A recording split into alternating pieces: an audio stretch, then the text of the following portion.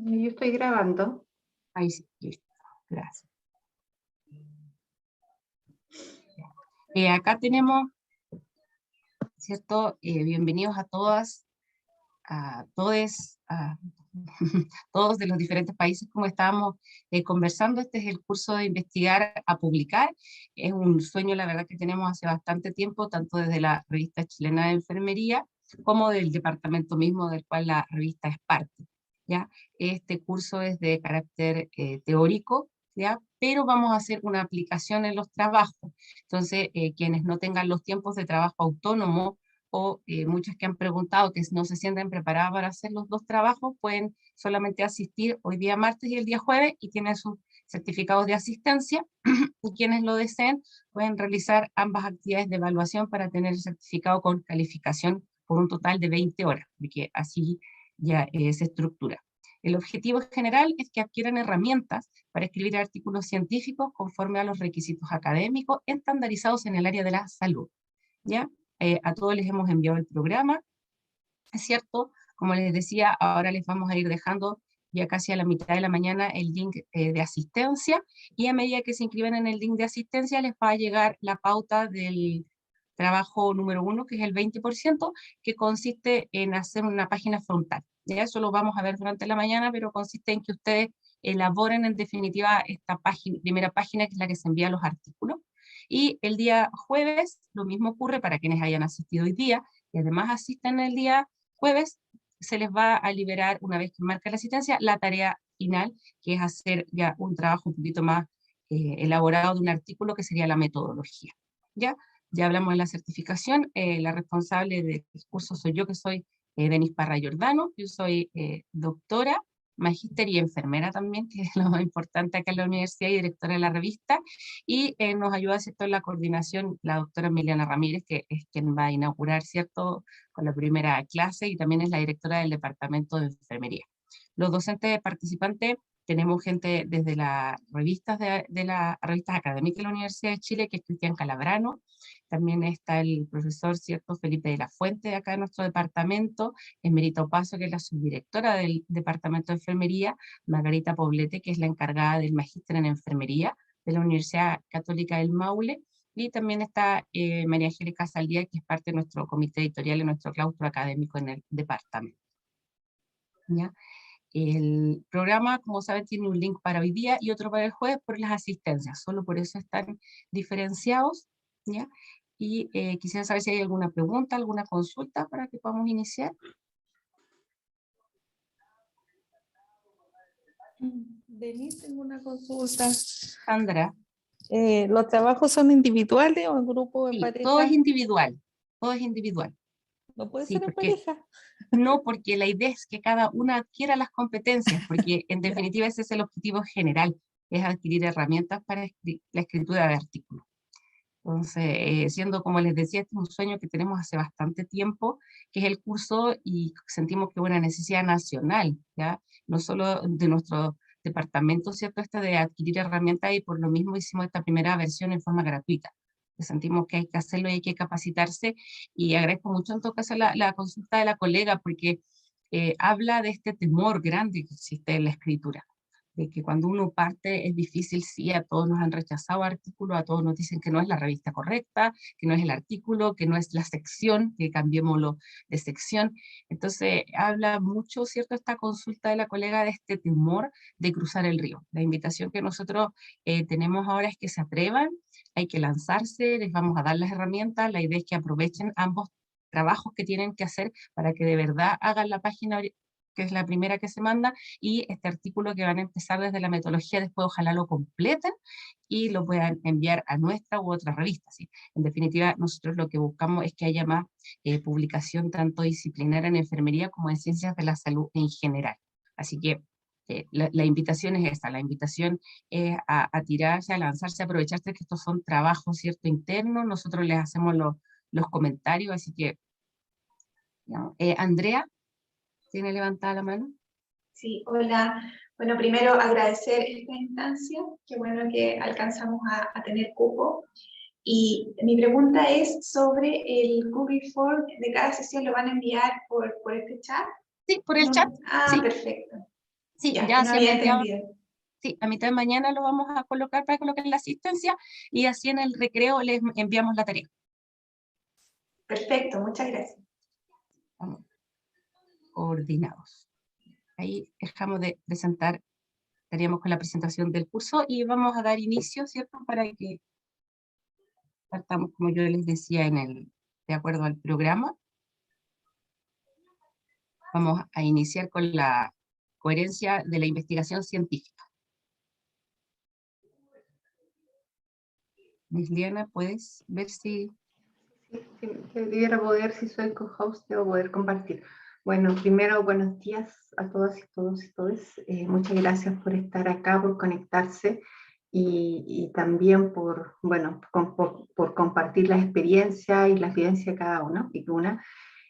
Yo soy profesora del Departamento de Enfermería, profesora asociada, y bueno, soy una apasionada de la investigación, pero antes de la investigación desde la enfermería, soy enfermera, magíster en psicología comunitaria y doctora en enfermería. Trabajé además un montón de años en el área clínica, soy especialista en nefrología, así que con pacientes renales no vengo solo de la academia, vengo también de la clínica y de toda la evidencia que significa estar en contacto con las personas más directamente. Así es que en mis líneas de investigación, mucho de lo que investigo tiene que ver con los pacientes renales y también con derechos sociales, que es un área que me interesa mucho. Así es que nada, bueno, vamos a partir con esta conferencia o esta clase que tiene que ver con la coherencia en la investigación. Voy a compartirles pantalla.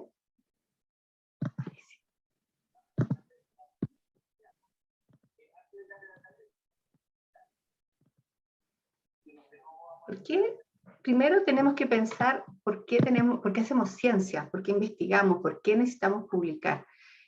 Nosotros en este momento estamos dando muchas peleas como enfermeros en distintas áreas. Entre ellos está el posicionamiento que tiene que ver, por ejemplo, con el reconocimiento de especialidades. Uno de los cuestionamientos que se nos ha hecho es ¿por qué es necesaria una especialidad? ¿Por qué es necesaria que enfermería sea reconocida? Porque, pues, claro, para el sistema es un tremendo costo, entre comillas, costo económico, porque que a veces falta el cálculo del costo o del aporte social que uno hace, que igual se puede valorizar en términos económicos y somos especialistas. Entonces uno de los cuestionamientos que nos han hecho es, bueno, ¿y por qué se necesita? O sea, ¿qué es lo que los diferencia de un enfermero a un enfermero generalista? Y el problema es que nosotros en nuestra área publicamos nada, muy poco, salvo los que estamos en la academia, que estamos más en el training, pero también nos falta producir evidencia que sustente lo que hacemos. Hacemos muchas cosas en nuestros lugares de trabajo, siempre estamos creando, inventando, mejorando los procesos, siempre orientado a la calidad de atención y a mejorar todo el cuidado que hacemos a los pacientes. Pero estamos tan metidos en el círculo de estar haciendo cosas, porque claro, tenemos mucha presión de todo tipo, que nos cuesta sentarnos así como, hey, pensemos un poco, ¿qué enfermería queremos? ¿Cómo vamos a producir ciencia? ¿Cómo vamos a evidenciar? ¿Cómo vamos a demostrar a la gente que no es enfermero, que son economistas, que son ingenieros comerciales tan famosos, o los mismos médicos? ¿Cómo demostramos que efectivamente el cuidado que hacemos es un cuidado que aporta a la salud de las personas, satisface las necesidades, aportamos a las comunidades y a las sociedades? Entonces, de ahí la importancia de investigar. Y también, como decía Denise, no solo de investigar, porque las investigaciones no pueden quedar guardadas en un cajón del escritorio, o, oh, qué bonito, tengo una tesis, fantástico, sino que tenemos que publicarla, tenemos que demostrar con evidencia en publicaciones que sean respaldadas, ojalá siempre en buenas publicaciones, más allá de los requerimientos que nos hace el sistema de publicar en revistas indexadas, tiene que ver porque así nosotros evidenciamos que nuestro trabajo es de buena calidad y le mostramos el paper. Miren, aquí está, aquí dice que enfermería efectivamente es un aporte a la sociedad y al cuidado. Así es que nada, hay que puro darle a la investigación. Se me quedó pegada, por supuesto, ahí sí. Bueno, vamos a partir por lo que es la ciencia. Hay muchas conceptualizaciones. Vamos a partir por ciencia, pero quizás también debiéramos pensar en conocimiento, en saberes, como algo más. Denise, disculpa, ¿podrías dejar para entrar a la gente que me aparecen a mí? ¿Sí? ¿Los ves?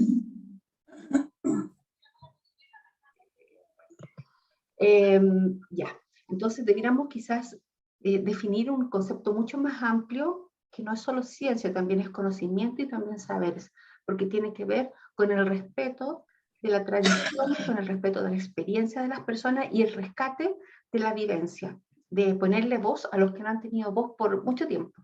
Y de ahí la relevancia de entender ciencia, no solo la que producimos, como es acá, cuerpo de ideas que producimos a través de un método científico, así como estandarizado, que es el cuantitativo, que viene de la época de 1637, cuando publicó Descartes Meditaciones, se llama su libro famoso Pienso, luego existo. Y entonces, pero vamos a, en esta charla vamos a hablar, en esta clase, sobre la ciencia como un cuerpo de ideas o sistema de conocimientos, resultado de la aplicación de un conjunto de procedimientos racionales y críticos, es decir, el método científico. El método científico originalmente era es el método creado por Descartes y que fue luego evolucionando y que nos permite tener una lógica, un seguimiento.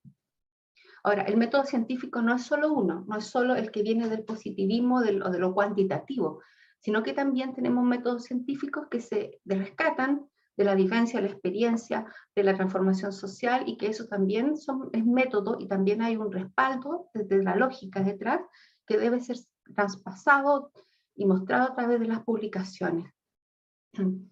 Este es el clásico paradigma de la ciencia de Kuhn, que en el fondo nos dice que la ciencia depende mucho también de lo subjetivo y de qué es ciencia.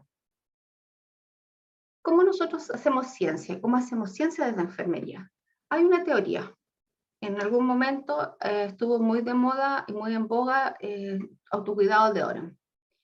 Entonces nosotros como enfermeros le empezamos a reconocer, a validar esta teoría leyéndola, estudiándola, etc.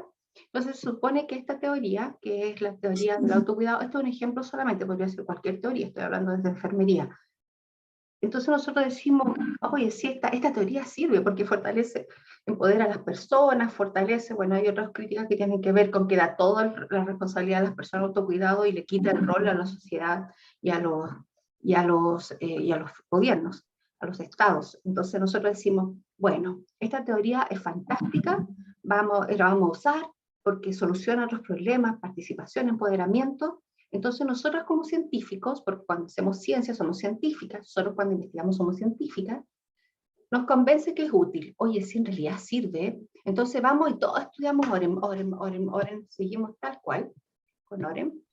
Entonces seguimos estudiando y hacemos miles de posibilidades. Entonces ahí ya constituye la ciencia normal, es la ciencia que, oye, sí, en realidad es súper útil, Oren, sigamos con ella. Entonces, probamos y una otra vez que sirve. Estudiemos el autocuidado de los estudiantes de enfermería, el autocuidado de los pacientes renales, el autocuidado de las personas diabéticas, etc.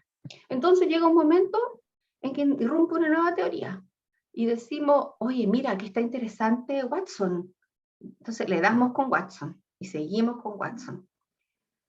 Y bueno, ahora del 2016, unas teorías súper interesantes que están más acorde con los cambios que vivió el planeta, con el empoderamiento de las comunidades, etcétera, y que tienen que ver con las teorías emancipatorias de enfermería. Entonces así nos vamos dando vuelta y vamos produciendo esta ciencia que termina siendo la ciencia normal. Ahora, ¿cuál es nuestro problema como ciencia de enfermería? Es que nosotros, aparte que no tenemos tiempo de investigar porque estamos en el cotidiano, en el día a día, nosotros no usamos nuestra ciencia para producir conocimiento que evidencie el rol de enfermería, que evidencie el aporte que hacemos y el cuidado que damos a las personas principalmente. Entonces, como no producimos nuestros modelos teóricos, que son tan importantes como podrían ser los modelos que vienen de la psicología o la sociología, no son reconocidos, no se usan, uno de los pocos modelos que es más fuerte y que, bueno, la ciencia normal también tiene que ver mucho cómo se difunde la ciencia y cómo se van aceptando. Hay hartas variables que influyen en la forma en que nosotros podemos diseminar la ciencia y podemos ser aceptados como ciencia y que nos reconozcan. Pero, por ejemplo, en Nola Pender se usa en otras áreas porque ella trabaja desde la promoción de la salud, fuertemente salud escolar, y le han usado otras disciplinas distintas a las nuestras. También Watson igual la usan bastante, Oren bastante, la han usado otras disciplinas. Entonces ahí también entra esta parte como un poco celosa de enfermería. ¿Queremos realmente que los otros se apropien de nuestra disciplina? Hay harto cuestionamiento a las matronas en Perú porque usan procesos de enfermería. y usan también modelos de enfermería. Entonces, oye, pero ¿por qué si eso es nuestro? Pero también uno piensa, oye, pero en realidad nosotros si queremos efectivamente que enfermería y los modelos de enfermería se valoren, no debiéramos cuestionar que otras disciplinas las usen. Al contrario, o sea, oye, qué bueno, pero importante sí que cite que es de enfermería y que es conocimiento producido desde enfermería. Para Kuhn existen distintos niveles de ciencia. Por un lado están los niveles preparadigmáticos, antes de que haya este paradigma o este modelo, estos lentes que nosotros nos ponemos, tiene distintas conceptualizaciones, depende mucho de los autores. Entonces nosotros nos ponemos unos lentes para poder mirar el mundo y eso es un paradigma, ¿ya? Ahí, para Kuhn, están distintos niveles de ciencia, entonces están los estados preparadigmáticos, donde hay un debate sobre métodos legítimos, problemas y estándares de solución. Y además falta una mirada así como particular del mundo.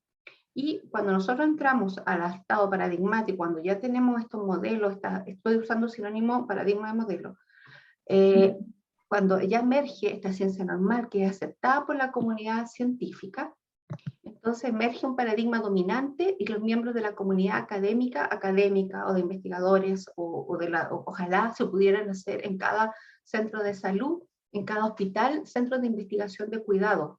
Entonces, en el fondo, sean los académicos, sean los investigadores de campo, cualquier persona, los enfermeros que hacen investigación, los científicos del cuidado, aceptan este nuevo paradigma dominante.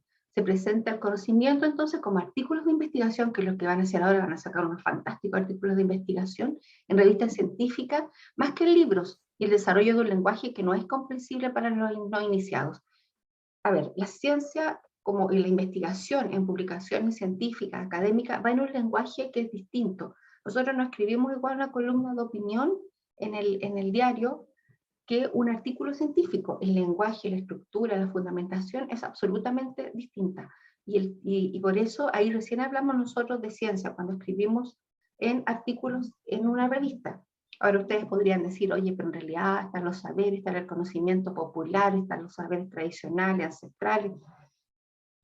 Sí, efectivamente, pero para efectos de cómo nos movemos en el mundo de las publicaciones, salvo que eso tenga una metodología detrás, que es un tipo de estudio que sea cualitativo, cuantitativo, entre los cuantitativos podría ser una cohorte con casos y controles, eso no es producción científica. O sea, nosotros no podemos pensar que una columna de opinión va a ser lo mismo que un artículo científico que esté en una revista indexada. Son miradas absolutamente distintas.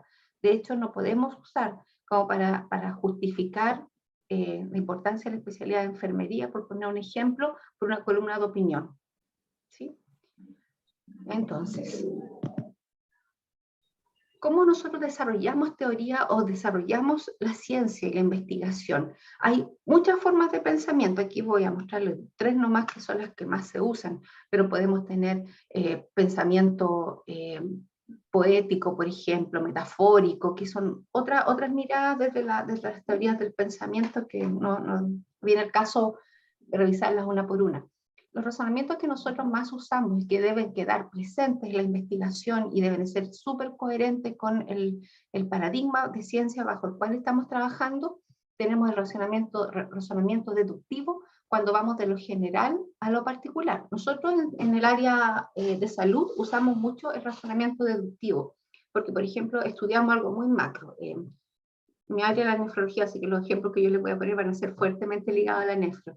Por ejemplo, nos estudiamos la enfermedad renal crónica, y de ese concepto general podemos ir deduciendo cómo se van dando los síntomas hasta llegar al caso o al paciente, que sería lo particular. Eso es el razonamiento más habitual desde las ciencias de la salud y desde lo más biomédico, o desde la ciencia dura. Ahora, importante considerar que enfermería es una ciencia aplicada, no es una ciencia pura ni una ciencia dura como podrían ser las matemáticas, la química. Nosotros como enfermería, como medicina, ciencias sociales, etcétera, somos ciencias más aplicadas, ¿sí? Entonces también tenemos el método de inducción, que es otro razonamiento inductivo, en que eso lo usamos en investigaciones de tipo cualitativa, principalmente, en que partimos de algo particular que son los ladrillitos. Por ejemplo, yo quiero estudiar representaciones sociales de personas renales en personas con enfermedad renal en diálisis. Entonces lo que hago es, a través de distintas técnicas de recolección de datos, puede ser entrevistas, voy sacando códigos que son los pequeños ladrillos, las ideas, que luego de esto se van fusionando, formando categorías, metacategorías, y ahí yo puedo ver desde el fondo, vamos desde lo particular, que serían estos ladrillitos, hacia lo general. Y por algunos tipos de enfoques, como podría ser la teoría fundamentada, nosotros podemos llegar a crear una teoría que explique este fenómeno de estudio, que nos diga por qué las personas son así. O sea, ese es el nivel cuando nosotros trabajamos en teoría fundamentada. Podemos llegar hasta un tercer nivel, donde podemos crear una teoría que explique. Uno de los cuestionamientos que tenemos en nuestra área es la falta de teorías y modelos que sean propios de Latinoamérica, que tenemos una cultura súper común. Entonces, ahí nos falta más desarrollar. Hay modelos que han desarrollado las colegas de Brasil, pero nosotros no los conocemos, o sea, conocemos poco lo que ellos producen en teoría, y en el fondo no sacamos nada los investigadores en publicar una teoría, es decir, no una fantástica teoría que explique el cuidado del paciente renal, si es que nadie la usa. Entonces, la forma que nosotros tenemos de validar nuestra ciencia y nuestro conocimiento científico es a través del uso de las teorías, usarla, probarla, evidenciar que efectivamente sirve, que es un aporte al cuidado. Y otro tipo de pensamiento que usamos bastante y que se usa mucho para crear modelos y teorías de enfermería es la reproducción.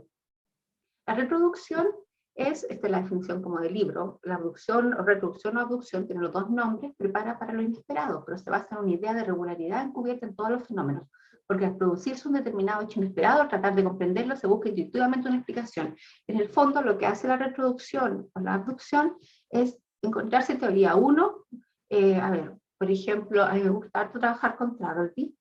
Travelby se basa en teorías que vienen desde la intersubjetividad de Schutz, que viene de la fenomenología, entonces ya uno usa ese concepto de fenomenología social, toma también algunas ideas de Peplo, toma otras ideas que vienen de las teorías rogerianas de psicología, y de estas tres teorías ella va y forma una nueva teoría, que sería la teoría de la relación persona-persona, la relación de ayuda también se le llama, esta nueva teoría que va a dar origen a un modelo que es distinto. Entonces también se puede hacer así. El problema que tiene cuando usamos pensamientos de este tipo y que generamos teoría a partir de conceptos que son muy abstractos, es que nos cuesta mucho aterrizarlos, porque quedan tan en la nube, o sea, de hecho a veces hasta hablamos de filosofías de la enfermería, como pasa con Watson, quedan tan arriba, tan abstracto, que decimos, oye, pero ¿cómo tomamos, qué elementos tomamos de la teoría?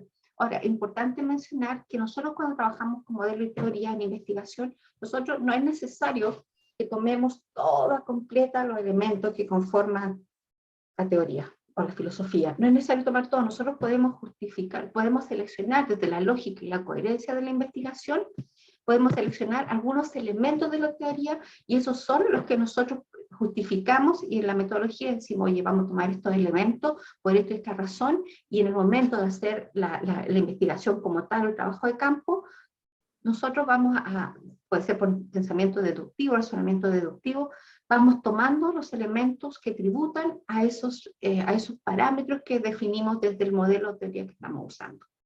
Entonces, bueno, eso es parte de la reproducción, que es uno de los pensamientos que usamos harto en enfermería. Nosotros tenemos dos grandes posiciones paradigmáticas. Estos no son paradigmas, son posiciones paradigmáticas, que es donde estoy parado como investigador o investigadora. Tenemos la posición paradigmática cualitativa, que es aquella que rescata el sentir, las emociones, que valida la subjetividad de la experiencia de las personas y de las comunidades. Y tenemos la posición paradigmática cuantitativa, que es medible, que es objetiva, que se supone que estamos mirando desde fuera, que no están nuestras subjetividades presentes en el momento de hacer la investigación. Nosotros acá también tenemos una posición como observador, que es una posición que es importante definir a priori. Nosotros, ¿dónde estamos parados como investigadores, investigadoras? Por ejemplo, acá este dibujo que es de Jesús Ibáñez, que es un español. Nosotros tenemos nuestro objeto de estudio, que es este que está en el centro. Entonces, ¿dónde estamos parados nosotros? Podemos ser un observador reflexivo. que estamos junto a la persona. En el fondo, cuando nosotros hacemos investigación como la cualitativa, pero más desde el constructivismo, desde una cuestión más de experiencia, nosotros estamos junto a la persona, nos van pasando cosas a nosotros y también a la persona le pasan cosas. O sea, por ejemplo, si ustedes están estudiando el cuidado en personas, a ver, si ustedes estudian, no sé, la vivencia de las mujeres cuidadoras de personas, o de las mujeres, digo de las mujeres porque el 94% de las cuidadoras en Chile son mujeres. Si estudiamos la experiencia de la cuidadora de una persona en diálisis peritoneal, entonces si yo lo hago desde esta posición, que sería una observadora reflexiva, estoy junto a la persona, estoy sintiendo y me están pasando cosas, y soy consciente de lo que me pasa. Me da angustia, me da pena, me recuerda, quizás me evoca o me recuerda alguna experiencia mía que tuve que cuidar a alguien. Entonces eso también queda plasmado en la investigación y se reconoce y se valida la subjetividad. A diferencia de que si estoy trabajando desde un paradigma cuantitativo, mirando desde fuera, todo esto tiene que ver con la coherencia. Pues no pasa nada, o sea, usted sí o sí tiene que excluirse del fenómeno de estudio, porque se supone que es objetivo. En cambio acá sí puedo escribir desde primera persona, puedo decir, puedo hacer un pre-reflexivo y contar qué me pasó a mí o qué me pasa a mí con ese tema, no hace como una especie de suspensión en teoría, porque en realidad cuesta suspender las emociones y las subjetividades, y voy y escribo qué pasa conmigo frente a ese fenómeno. Me tocó cuidar a alguien sin remuneración, qué pasó conmigo, cuáles fueron mis misiones, cómo me coartó mi vida quizás. Entonces nos acercamos, cuando estudiamos, nosotros sabemos qué pasa con nosotros y de qué manera nos puede afectar o no. Hay hartos estudios, ustedes pueden revisar, hay unas metodologías, unos estudios, unas publicaciones de estudios sensibles, donde el observador, donde el investigador e investigadora también reflexiona sobre lo que le está pasando a ellos desde dentro y cómo te afecta. O sea, yo recuerdo haber hecho entrevistas donde salía con dolor de cabeza, por la ganas de ponerme a llorar con la persona y por supuesto eso no era el momento. Pero esas cosas van pasando, es importante estar conectado con lo que pasa con uno también, porque tiene que ver con el autocuidado. Tenemos también una observación relativa, que podría ser como, sí, sabemos que nos pasan cosas, pero tratemos de suspender eso y realmente ser objetivos, lo más posible. Sí, estamos conscientes de que puede que igual esté mi subjetividad dentro. Y por último tenemos como posición externa lo cuantitativo o positivismo, donde nosotros miramos desde fuera. Es como la típica investigación del delantal blanco que decimos. Estamos desde fuera mirando, miramos al otro como el objeto de estudio, como el sujeto de estudio, ni siquiera como el participante como se hace en nuestra área, el sujeto de estudio. Entonces el sujeto de estudio que está fuera de mí, contesta la encuesta, yo mido lo que le pasa, creo una escala para medir lo que siente, etcétera, pero todo es cuantificable, medible, objetivo y hacemos la ciencia desde fuera.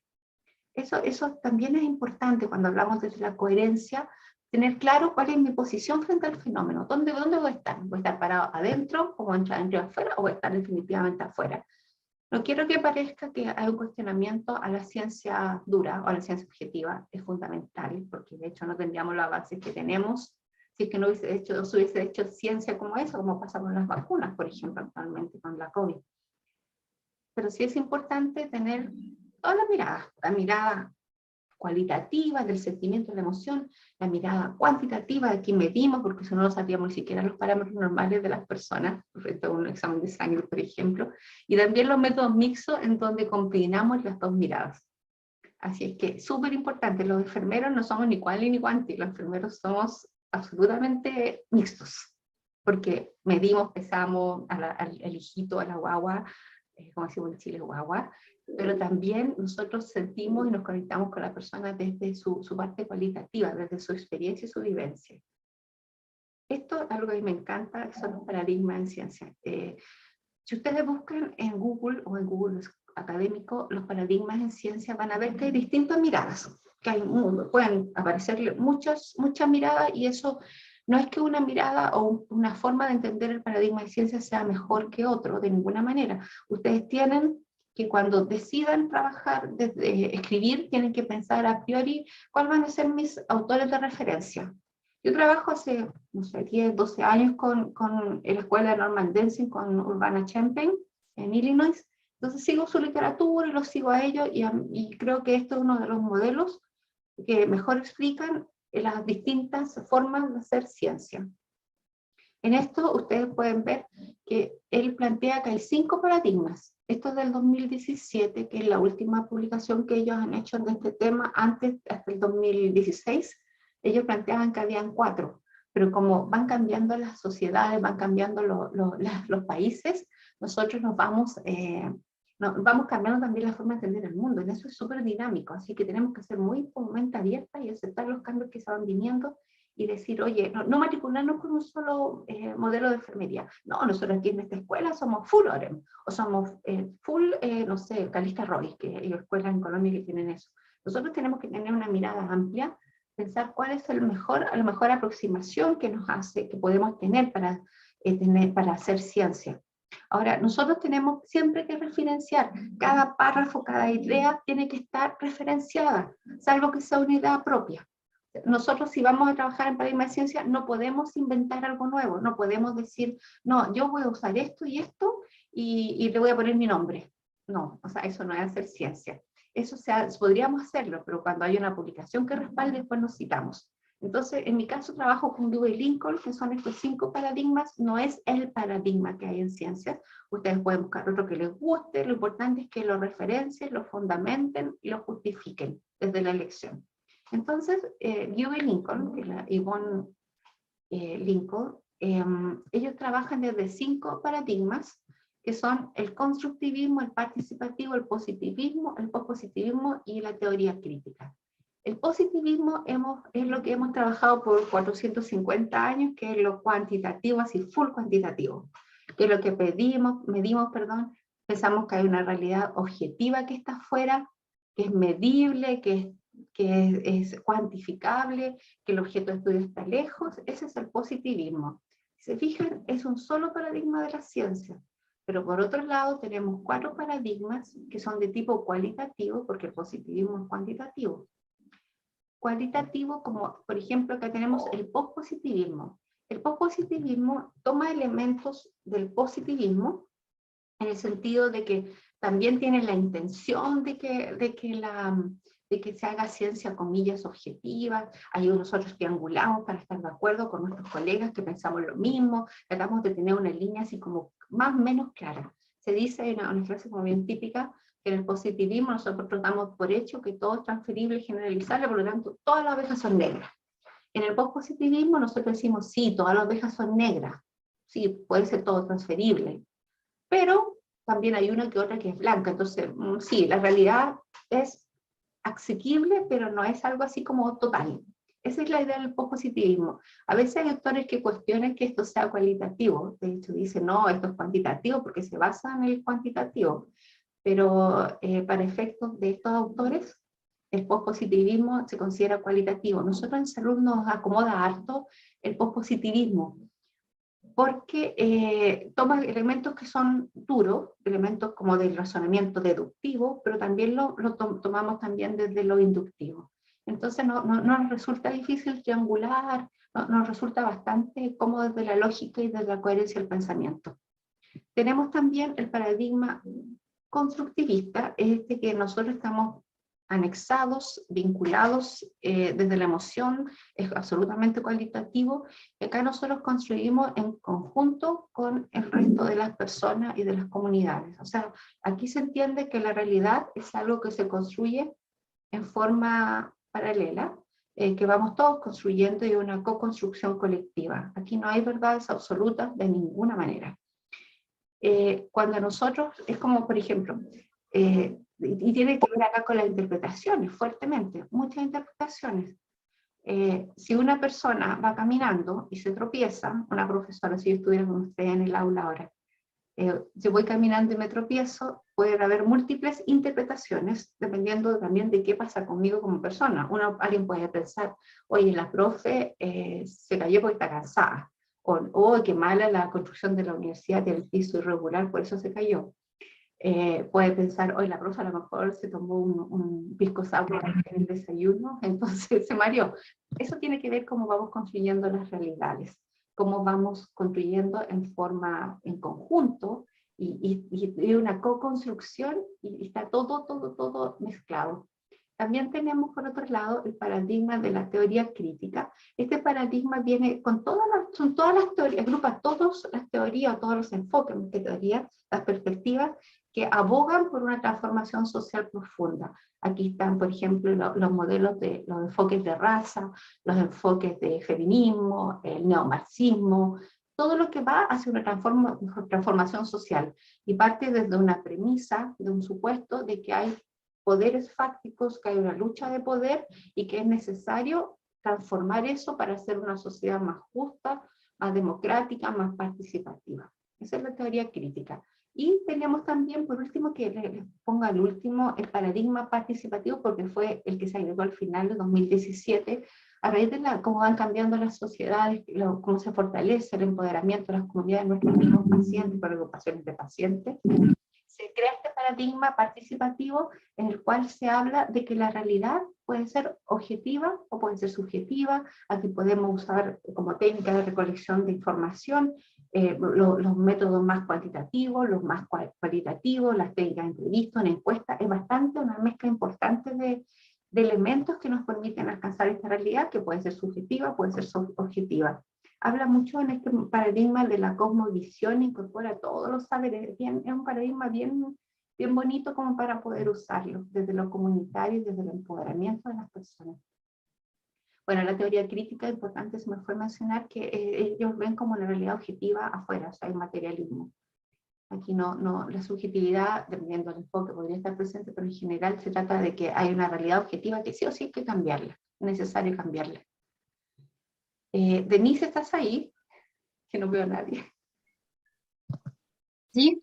Sí, es que veo que no alcanzo a leer los chats, no sé, los dejamos al final. Es que estás en el tiempo, por eso, para las preguntas. Me estabas avisando. ¿Estoy en el tiempo ya? Me falta todo. Sí, a media hora. No debe pasar. Ya, dame 2 minutos para terminar entonces esta parte. Denise, partimos más tarde con ella, no hay problema. Déjala nomás. Partimos más tarde con Miliana. No sé, díganme ustedes, pero me apuro ya. Sorry. Bueno, aquí me apasiona tanto este tema que se me fue. Bueno, súper interesante. Sí, gracias, Benito. ¿Por qué publicar? No sé, pero... Porque nosotros, un experimento, una investigación, no está lista hasta que publicamos los resultados, porque así fortalecemos nuestra disciplina, hacemos una contribución a la sociedad y también visibilizamos problemas que no son visibles, cosas que no están ahí en el imaginario. ¿Por qué publicamos entonces también? Divulgación, para reconocer hacer conocida nuestro trabajo, porque nos sirve para proyectarnos profesionalmente en las distintas áreas que trabajemos. También nos sirve cuando queremos postular un financiamiento, a veces los hospitales, las clínicas, los centros de salud, tienen pequeños fondos para asignar para investigación. También se publica por ego, o sea, soy famoso, topísimo, o me citan. También porque protegemos los hallazgos, para que otros profesionales cuyo nombre no diremos, se apropien del trabajo de enfermería en lugares que no podemos. También porque a veces nuestros mismos trabajos nos exigen, especialmente cuando estamos en la academia, y por fortalecer nuestra área profesional y disciplinar. Importante considerar qué es lo que quiere nosotros cuando escribimos, como autores. Queremos publicar harto, tenemos que tener claro que alguien nos tiene que revisar, que sea una persona capacitada, tenemos que tener claro que las revistas tienen otras funciones como también diseminar y hacer divulgación científica, y la idea es que esto sea como súper ampliamente difundido. ¿Pero qué queremos nosotros cuando estamos en el otro rol de lectores? Queremos que hacer una búsqueda rápida, ojalá puros resúmenes, porque no alcanzamos a leer todo el texto completo, buscar buena información de calidad, y ojalá sea lo menos posible porque no nos da el tiempo. Entonces tenemos que buscar un equilibrio en que bien, publiqué en una maravillosa revista, no sé, fue un tremendo factor de impacto, Web of Science, que es como lo más top, pero si nadie me lee porque está en inglés, porque está a pagar, o sea, porque hay que pagar, no sirve tanto publicar ahí hay un cuestionamiento. Bueno, buscamos por recompensa, por reconocer ideas, otro pedido de colaboración, invitación a encuentros, que nos den financiamiento, que nos inviten a conferencias en lugares bonitos, al Caribe, entretenido. Esto lo van a ver después, si es que no se los voy a mostrar para no atrasarnos. Consideraciones, hay las revistas website que son las más top, rechazan el 70% de los trabajos enviados. Hay más probabilidad si ustedes se unen a una investigadora o investigadora que sea reconocido. Hay más posibilidades que lo publiquen, porque aunque son ciegos, el editor o editora sabe quiénes son quienes escribieron. Y como siempre está la subjetividad, van con alguien famoso, no, este es súper bueno, lo van a pasar a evaluación. Y siempre que son estudiantes, para los que estamos en la academia, deben ir con el respaldo de un investigador o profesor de la escuela, y el autor correspondiente en estos casos es el profesor guía. Ahora, una parte importante tiene que ver con la lógica, que es los métodos y principios que nos van rigiendo, que nos permiten tener un buen razonamiento, llegar a algo correcto o incorrecto. Aquí es importante considerar que cuando aplicamos la lógica, que debiera ser lo que va de la mano con la coherencia, si el problema queda resuelto, estamos aplicando lógica. Si además tenemos premisas o supuestos que proporcionan la base, nosotros llegamos a una conclusión, entonces tenemos que tener claro que ahí hay una línea, una lógica, un camino que nos dicen ABCD es igual a ABCD es igual a E, y eso hay todo el lector lo puede entender. La distinción entre razonamiento correcto e incorrecto es el problema central que trata la lógica. Esto no lo vamos a ver porque no va a alcanzar. Argumentación, debemos considerar que cuando nosotros inferimos o suponemos cosas, vamos a tener que construir un argumento que nos permita efectivamente dar cuenta de nuestras suposiciones. Ahí eso es un trabajo que hay que hacer cuando uno escribe. Y siempre el argumento tiene una estructura de premisas, o sea, hay cosas previas y llegamos a una conclusión. Por ejemplo, acá un argumento que es un buen argumento para que ustedes escriban en su artículo y que sea lógico y coherente. Como las emociones son esencialmente privadas, no podemos saber cómo es el mundo para las otras personas, ¿ya? No podemos llegar a conocer en profundidad la vivencia. Por ejemplo, no todo lo que se dice en el curso de un argumento es una premisa. Por ejemplo, acá hay un ejemplo, perdón, la redundancia, súper interesante respecto a la falacia. El glaucoma no tratado es causa principal de una ceguera progresiva sin dolor. Se dispone de métodos para la detección oportuna y tratamiento efectivo. Por esta razón, la ceguera por glaucoma es especialmente trágica. Si se fijan, en la lógica, aquí no tiene una lógica. Estamos hablando que produce ceguera, métodos para la detección oportuna, pero la tercera frase habla de que es especialmente trágica. Entonces quizás si no estuviera la segunda frase, que sería esta, y lo pusiéramos esta antes, sí habría una coherencia. Siempre tiene que haber una conexión entre los párrafos y entre las ideas. Nos pasa harto en salud que ponemos una idea y después la siguiente no tiene nada que ver. Entonces ahí tenemos que hacer el link, como se mencionó anteriormente, cómo se conversó, cómo se realizó. Las recomendaciones en general, y con esto termino, dependiendo de dónde estamos nosotros parados, desde el paradigma de investigación, la lógica siempre debe estar presente en todos los paradigmas. La redacción, como yo escribo, en el positivismo desde fuera. Se realizó, se pensó desde esa perspectiva. En los otros podemos escribir desde una manera neutral, se pensó, se realizó, como podría ser en el positivismo, teoría crítica, participativo, pero también podemos escribir desde la primera persona.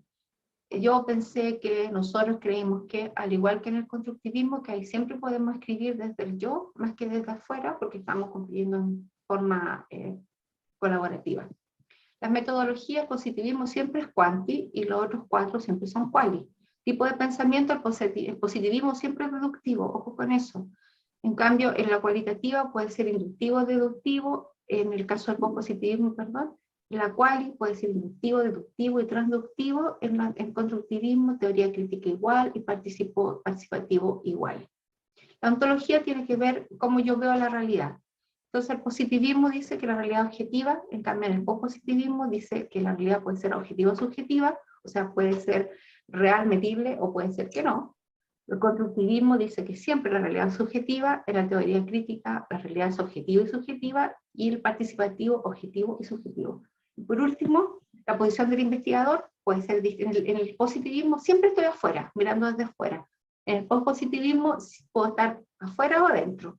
El constructivismo cercana, o sea, el conocimiento que se genera también yo soy parte de.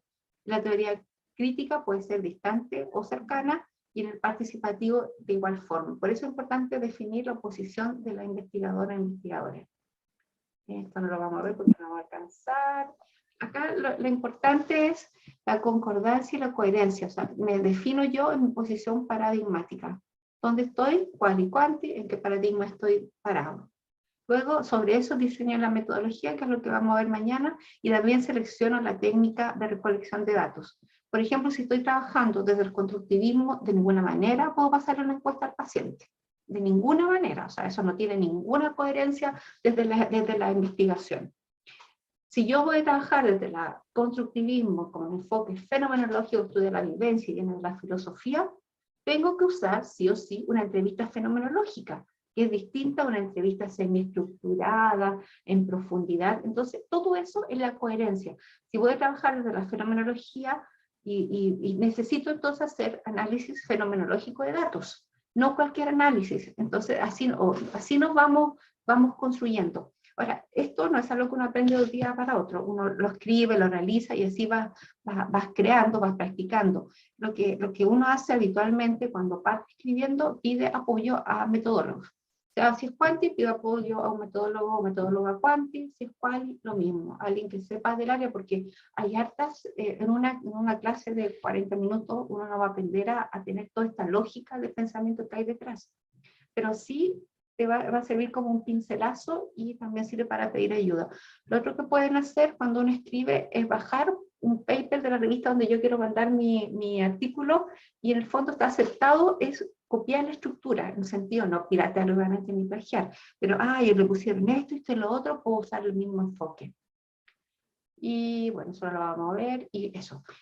Bueno, fue como muy rápido. Esto, si efectivamente al futuro se planifica un curso más amplio, podemos darle un enfoque más profundo a lo que es la coherencia y la lógica cuando uno escribe. Pero realmente este es un aspecto súper importante porque nosotros revisamos muchos artículos de otros países, en español, en inglés, en portugués, en francés, etc. Y inclusive las revistas, la gente que es muy top, que escribe, no sé, las revistas indexadas, el de Q1, así lo más famoso del mundo, que desgraciadamente son en inglés, hay problemas de lógica y de coherencia y hay errores fundamentales. Da la impresión que falta más. A veces nosotros los enfermeros somos poco rigurosos en la escritura y en la investigación. No es como hacer, no, hay que hacerlo normal, démosle. O sea, tiene que haber una reflexión detrás, tiene que haber una lógica que nos permite ir avanzando. De lo contrario, no es publicable. Eso, muchas gracias por escucharme y quedo abierta a las preguntas si alcanzamos antes de la directora del curso. Muchas gracias, Milena, por el aporte aquí. Quizás lo más importante es lo que tú mencionas, que esto es una co-construcción a través de los años, que es importante porque quizás a veces uno puede sentir que es un tema un poco denso, hay que leer, es cierto, hay que publicar, sobre todo hay que publicar, es lo más importante porque la única forma de irse puliendo, como tú mencionas, es ir haciéndolo, es ir avanzando, así que la invitación siempre es ir tomando este camino y dejo las palabras que levanten quien quiera alguna pregunta que quisiera realizarle a la doctora Mirliana. Pregúntenme algo para no sentirme mal. Yo tengo una consulta, Sé que Mirliana. es medio denso de repente, pero bueno, ojalá que haya quedado más o menos claro. No sé si alguien quiere preguntar algo. ¿Sí o no? Es como los estudiantes, uno les dice, a ver, ¿entendieron todo o no entendieron nada? Mirliana, Vladimir Hicieron te una está pregunta. preguntando sobre el autor de correspondencia o correspondiente. Es similar, si es sinónimo. Es lo mismo, le dicen autor de correspondencia, autor de correspondiente, el correspondence author, es como es lo mismo. Para efectos de publicaciones, más que primer autor, el autor de correspondencia es el más importante. Entonces, no, un dato como importante, que a veces no se lo dicen a uno, siempre que escriban, pónganse de acuerdo al principio el orden de los autores, porque eso es pelea segura si es que no lo acuerdan de una. cuando ya pasa mucho que no, hagámosle, démosle todos juntos, escribamos, y avanzan, y después cuando ya está listo, ya, ¿y cómo vamos? ¿En qué orden vamos? Entonces, no, eso, hay directrices que están publicadas para definir quién va primero, quién va después, porque depende proporcionalmente del aporte que uno hace, quién es el que es de la idea principal, quién fue la persona que trabajó más, quién participó más. Entonces, pero eso es importante definirlo, porque si no es súper incómodo y los equipos terminan peleados. Y además que no somos nada buenos para pelear nosotros, las enfermeras y enfermeros. Entonces, mejor ponerse de acuerdo. Eso es bien importante, lo mismo que las presentaciones. Y en eso ser súper honesto, o sea, el que tiene la idea no es necesariamente el que va a... Porque a mí se me puede ocurrir una idea genial y decir, no, démosle trabajo, pero no voy a hacer, fue el fit de la idea nomás, porque después todos los demás hicieron el trabajo, entonces no puedo ser tan fresca, patuda, como decimos en Chile, para decir, no, entonces yo voy de los primeros porque a mí se me ocurrió la idea, aunque no hice nunca más nada. Entonces, esas son cosas que uno tiene que ir conversando y ser como súper honesto y poner las cartas sobre la mesa, porque después quedan los papers tirados porque al final nunca se pusieron de acuerdo para el orden de los autores, que es algo tan como básico. Y en toda la vida pónganse siempre de acuerdo antes, pongan bien las cartas sobre la mesa, porque si no nos encontramos con, o sea, ¿qué esperas de mí? Nos encontramos con problemas en el camino. Parece que no hay preguntas, Denise, aparte de la verdad, y gracias, Vladi, por tu pregunta. Así es. Sí, yo por eso hacía el comentario, porque de que uno sabe que es un tema árido, que la primera vez que uno se encuentra con los paradigmas, lo encuentra difícil de comprender, que es materia que normalmente no se ve, de hecho, en pregrado son temas ya de posgrado. Entonces, por eso yo hacía el hincapié, porque me di cuenta que por las caras y los comentarios, que claramente hay un tema como de digerirlo, falta pensarlo, pero lo más importante, como tú mencionas, es tener esta coherencia a lo largo de todo el artículo. Si finalmente lo que uno se encuentra es que claro, que en algunas partes del artículo como que pareciera un paradigma y después como que pareciera otro. Entonces, hay que recordar que lo primero es la investigación. Entonces, es la investigación la que tiene que tener una coherencia para que después yo pueda escribir un artículo coherente, que al final ese es el hilo completo. Esa es la lógica que tiene que haber detrás de la escritura de los artículos. Y lo otro, pidan ayuda, o sea, pídale a alguien que se los lea, no pasa nada. Y expónganse a la crítica. Nos cuesta muchísimo aceptar la crítica a nosotros como enfermeros, tienen más que ver con el ser, pero uno, o sea, no pasa nada, o sea, uno está en un continuo aprendizaje, entonces, oye, léeme el artículo, y de repente a uno le llegan los artículos destrozados, o sea, todo con comentarios, pero es un aporte para uno en un crecimiento, o sea, expónganse a la crítica, no pasa nada. Si tienen una idea de investigación, pídanle, reúnan amigas, gente de confianza y preséntenle, pero gente de confianza para decir lo que encuentre mal, mira, me gustaría hacer esto y lo otro, ¿qué opinas tú? Pidan opinión, pidan apoyo y apoyémonos todos, porque enfermería está como súper sola, entonces siempre estamos como peleando entre nosotros y con los demás. Entonces, vamos, pongámonos y ayudémonos y apoyémonos.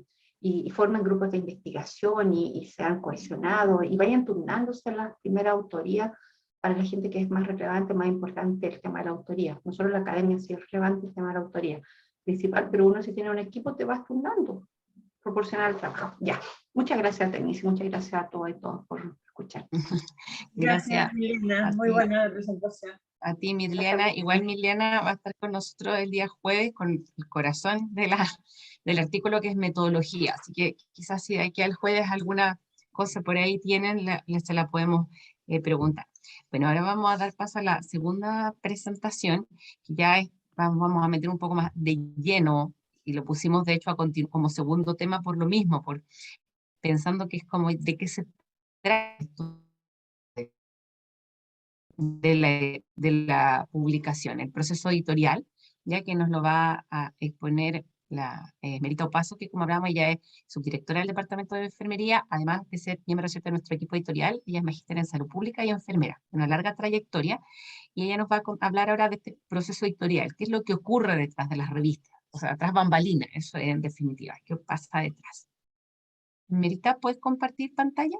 Sí, ya voy. ¿Me escuchan bien? Sí. Sí. Da un minutito, por favor. Tengo que...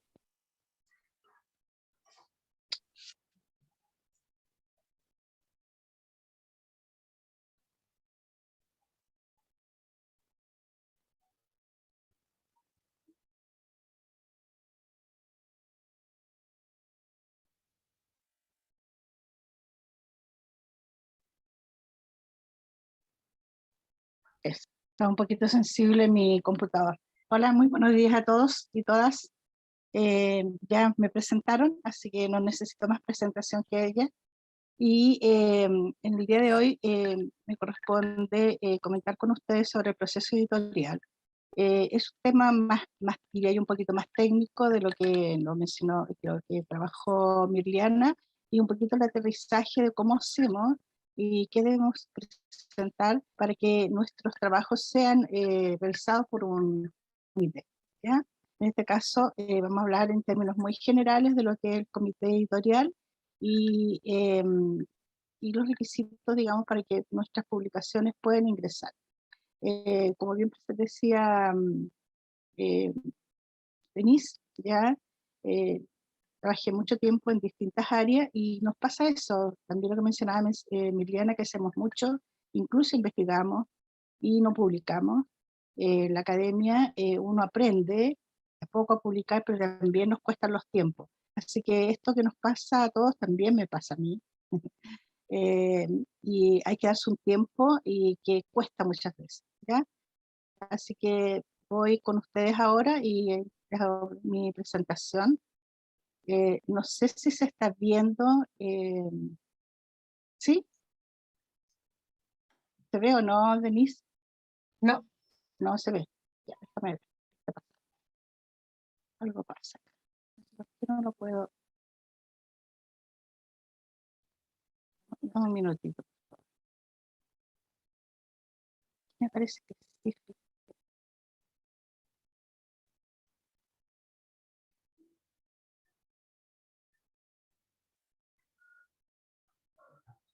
Ahora sí.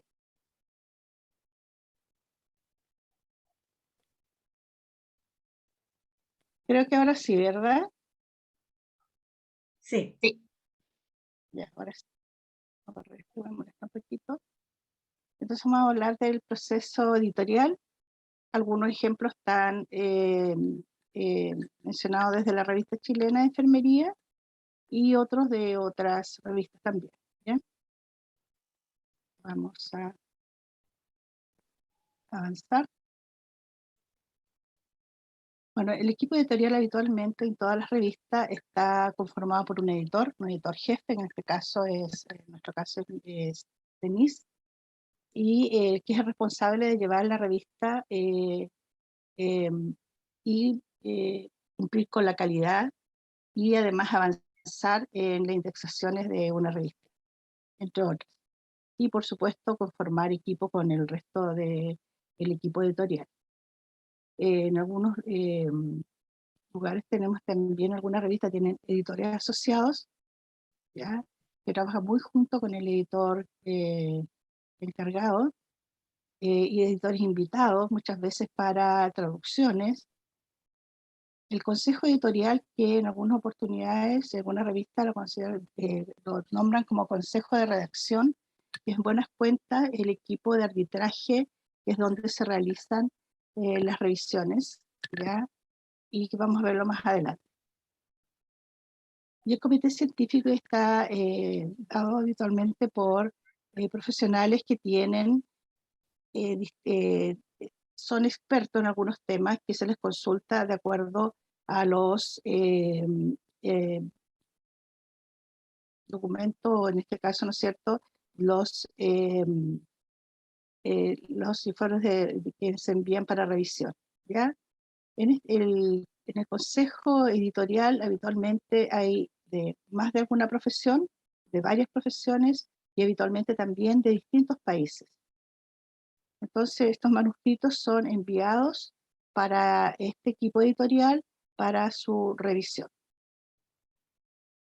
Lo primero es cuando la persona, en este caso la enfermera, quiere investigar y se preguntan dónde, qué va a investigar, y esta investigación que ya la tiene lista, la encuentra que está súper bonita, quiere saber dónde la puede publicar, ¿ya? Y esta publicación tiene que ir a una revista X, ¿ya? Hay muchas revistas, algunas que son, tienes que pagar para que puedan revisar tu artículo, en otras que son gratuitas, ¿ya? Cada vez hay más revistas que son gratuitas y que permiten que se puedan, además están abiertas a que cualquiera lo pueda revisar y que no se tenga que pagar para poder revisar un manuscrito, ¿ya? Y lo primero que se debe hacer es, uno revisa las revistas, ¿no? Y uno puede buscar, por ejemplo, por número de revista, por autor, por título, otras revistas también. ¿Para qué? Para poder saber lo que mencionaba Emiliana hace poco, que esta necesidad que se tiene, ¿no es cierto?, de saber si efectivamente lo que quiero escribir y que estoy escribiendo, esto puede ser, puede tener sentido en esa revista, podrían recibírmelo en esa revista. Así que uno de los temas que uno hace habitualmente es revisar artículos, ¿ya? Y generalmente también las revistas tienen una línea editorial que escriben, que reciben más artículos de una línea que de otra, o que publican más una que de otra. Entonces hay que revisarlo de tal manera que podamos saber cuál es la revista que más nos conviene para nuestro trabajo que queremos presentar, ¿ya? Para esta investigación que queremos presentar, ¿ya? Habitualmente hay un lugar que es para lectores, solamente si queremos leer estas revistas, ¿no? Para bibliotecarios y para autores. En nuestro caso, si nosotros queremos enviar un manuscrito a una revista, ¿qué es lo que hacemos? Buscar la información para autores. Y habitualmente, ¿qué es lo que nos piden? Nos piden registrarnos, ¿ya? Es un registro básico, todas las revistas lo tienen, pero también antes de eso, si nosotros queremos saber solamente ver qué es lo que tiene la revista y qué publica la revista, no necesitamos inscribirnos en la revista, ¿ya?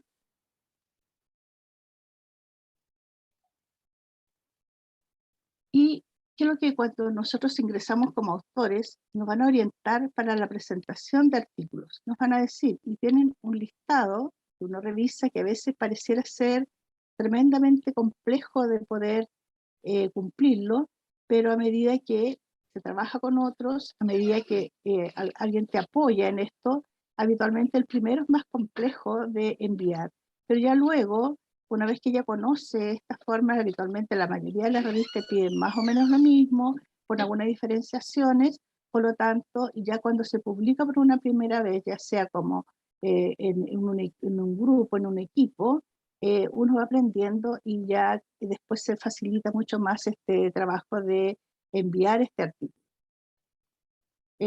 Primero siempre se piden que para trabajos de investigación, ya estos informes son artículos deben ser inéditos, no publicados previamente, y no pueden tampoco estar en proceso de evaluación en otra editorial, en otras revistas, ¿ya? Cada vez se pide más el uso del lenguaje inclusivo, ¿ya? Por ejemplo, se propone utilizar lenguaje desde el punto de vista del género, conforme al discurso desarrollado.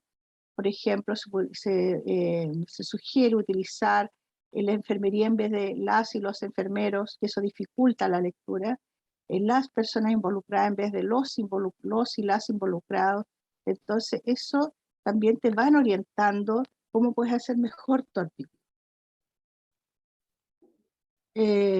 Dice que las expresiones vertidas en un manuscrito de evitar prejuicios, estereotipos o estigmatizaciones, que también un poco de eso hablaba la profesora Emiliana hace un poquito atrás, ¿no? El tema de la identidad sexual, ya el origen étnico, entre otros.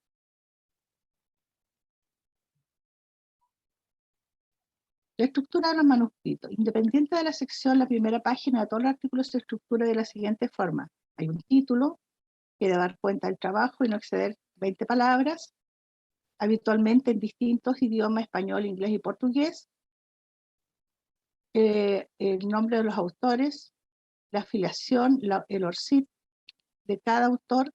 El ORCID es una codificación alfanumérica que permite identificar las personas que, en este caso, son investigadores, y uno ingresa a la página de ORCID, orcid.org, y ustedes ingresan con sus datos y le van a asignar como les digo, es alfanumérico, y ese código es el que ustedes van a tener siempre para poder ingresar algún artículo, alguna revista, siempre le van a pedir este ORCID.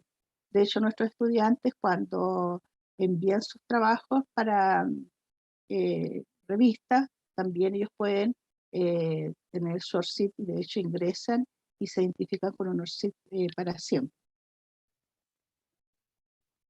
El resumen debe ser redactado ya en idioma también habitualmente español, inglés y portugués, u otro, depende la revista.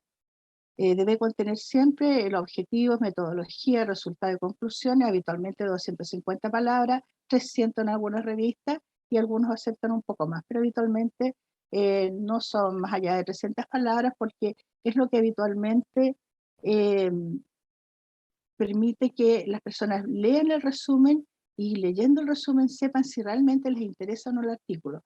Seguramente más adelante van a tener ustedes la posibilidad de, por ejemplo, hacer un resumen que sea novedoso, que motive la lectura. Esa es la idea del resumen, que uno lea el resumen y luego uno diga, ah, efectivamente, esto me interesa y lo voy a revisar. Palabras claves, para lo cual se solicitan habitualmente 5, ya en general no más de 5. Se deben utilizar términos de MEDG o bien del DEX. ¿Ya? Uno ingresa a esas páginas y están las palabras y definiciones de ellas. Y eso orienta también a lo que está contenido dentro del artículo. También le preguntan por el financiamiento, por agradecimiento, si los hay. Ya en el caso nuestro, en general, las enfermeras trabajamos casi sin financiamiento, a menos que estemos, ¿no es cierto?, en algún artículo de algún concurso externo en el cual tengamos participación. ¿Ya? Los conflictos de interés, y los autores deben revelar cualquier posible conflicto de interés, incluidos políticos, financieros o de otro tipo. ¿Ya? Y la referencia, habitualmente en las referencias se indican dónde tienes que consultar cuál es el tipo de referencia que te están solicitando. Habitualmente tenemos artículos originales de investigación, que son los que derivan de una investigación. También se pueden enviar que tienen la estructura de una introducción, metodología, resultados, discusiones y conclusiones. También se pueden enviar a una revista artículos originales de revisión, artículos de reflexión, carta al editor. Eso habitualmente es a solicitud de la revista, y estudio de casos también algunas revistas lo están aceptando, no todas. ¿Ya? Entonces uno tiene que ingresar a la revista para ver qué tipo de artículos nos pueden aceptar de acuerdo a lo que queremos enviar como manuscrito. Los aspectos éticos, si se trabaja con seres humanos, se debe indicar los procedimientos realizados y también la autorización del comité de ética correspondiente. En el caso nuestro tenemos el comité de ética de la Facultad de Medicina, que cualquier investigación que se realice con seres humanos debe pasar por esa autorización.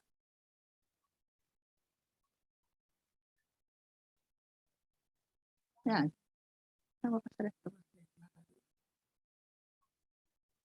También tienen orientaciones. Todo esto está en las revistas. La revista uno ingresa y te va apareciendo punto por punto. Incluso esto te permite, además de haciendo un checklist, ¿ya? Si efectivamente estamos cumpliendo, una vez que tenemos elaborado el artículo, si efectivamente está cumpliendo con lo que nos están solicitando. Generalmente hay una orientación además para la elaboración de referencias. Habitualmente las revistas de salud están en tienda referencial en Vancouver, también algunos en APA, pero la mayoría en Vancouver. ¿Ya? Indica cómo hacer la referencia en Vancouver y además habitualmente te envía a un link donde tú puedes en detalle averiguar cómo se hace esta referencia.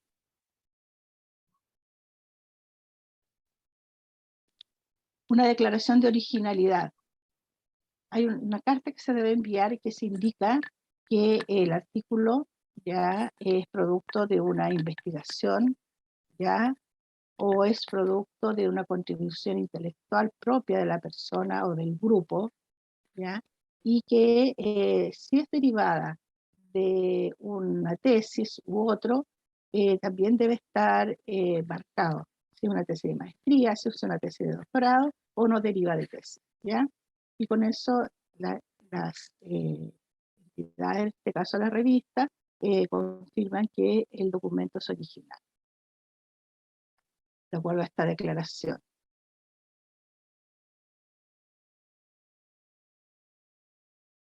¿Cómo accedemos a esto?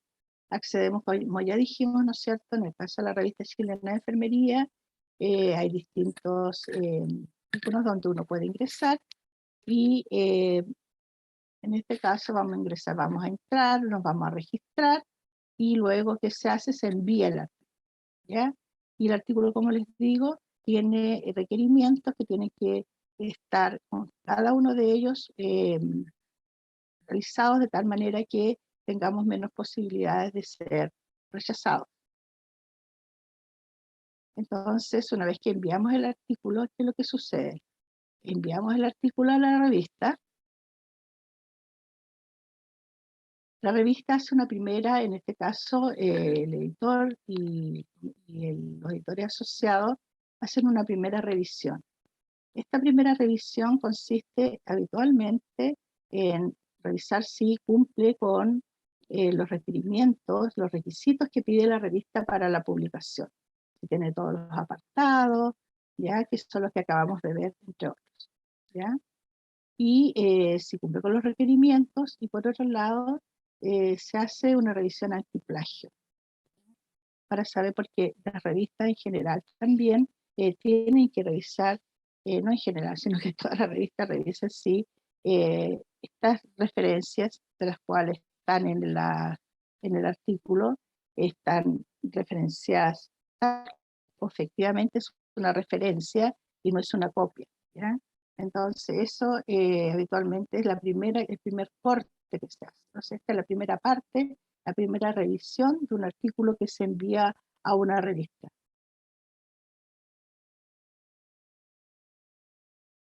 Después, una vez que es aceptada, va a arbitraje. El arbitraje es la revisión ciega del artículo, que se hace por el comité editorial, perdón, me pasé a otra. El comité, el editor, junto con el comité de asociados, definen a quién se le van a enviar este artículo, y habitualmente tiene que ser al menos a 2. Esta es una revisión ciega, por eso que el artículo, que también aparece más adelante, tiene que tener todo lo que esté relacionado, por ejemplo, con algo que pueda identificar a el lugar donde se está realizando, y las personas que están enviando este artículo debe estar anonimizado, ya no deben aparecer. A veces tienen especial cuidado de sacar todo, y a veces se nos queda una colita por ahí, y esa colita por ahí indica que uno pudiera saber de dónde se está realizando este trabajo. A veces son datos que pueden ser de alguna manera datos sensibles, entonces hay que tener mucho cuidado con eso cuando se envían los artículos a la revista, que estén anonimizados. Por ejemplo, si hablamos del hospital, de un estudio de un hospital X, ya, y nombramos la ciudad, incluso, y es el único hospital, ya estamos referenciando. Entonces siempre, habitualmente esto se hace más amplio. Entonces, por ejemplo, un hospital de la región metropolitana, o un hospital del Servicio de Salud Metropolitano Central, por ejemplo. O sea, de alguna manera tenemos que quedar lo bastante anonimizado para que no sepamos de dónde es este estudio, ¿ya? Entonces, este estudio, esta revisión, este arbitraje, se lo realiza en el comité editorial, de acuerdo al envío y habitualmente es por lo menos mínimo 2 personas. A veces incluso en este caso, alguno de ellos puede haber un tercero o alguien que después dirime. ¿Por qué razón? Porque después hay una resolución, y esta resolución indica que puede ser publicable sin modificaciones, que es lo menos, es lo menos probable que nos ocurra, ¿ya? Pero puede ocurrir. Publicable con modificaciones menores, o publicable con modificaciones mayores, o no publicable, ¿ya?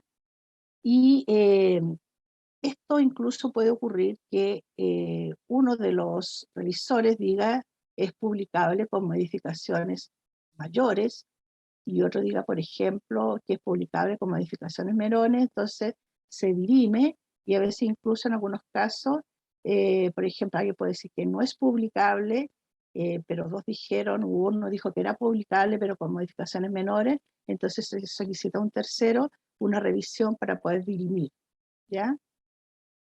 Y esto se le avisa al autor, ¿ya? Esta decisión se le avisa al autor, y aquí el autor llora, patalea, se enoja, eh, lo guarda un rato lo guarda en un cajón, y después de un par de días lo revisa de nuevo, y revisa efectivamente. Muchas veces esto produce gran frustración, probablemente más de alguno de nosotros lo ha vivido, cuando por ejemplo se envía un artículo y le dicen que no es publicable.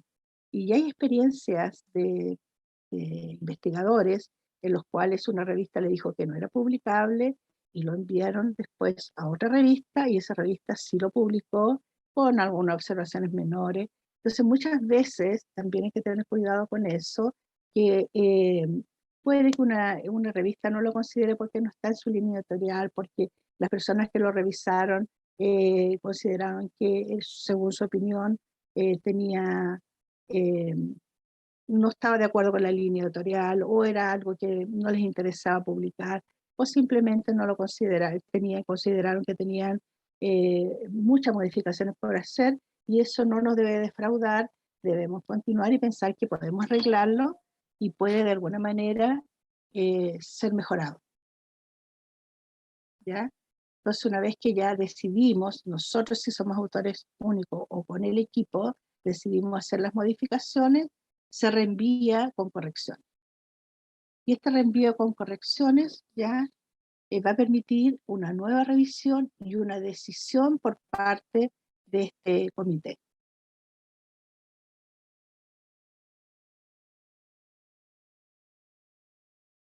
Y después de esta decisión, ya, sepa que vamos a tener que esta revista va a poder estar publicada ya sea en forma online, ya sea en forma, además, en forma escrita, que cada vez es menos, ¿ya? Y va a poder circular por el mundo, y va a permitir que nuestro artículo tan querido, que nos ha costado tanto, que nosotros creemos que es un aporte a la enfermería, un aporte a la ciencia, pueda circular en el mundo y otras personas puedan visualizarlo, ¿ya? Y bueno, eso yo creo que es la satisfacción después de de trabajar un artículo que en general te significa muchas horas extra, mucho tiempo personal probablemente.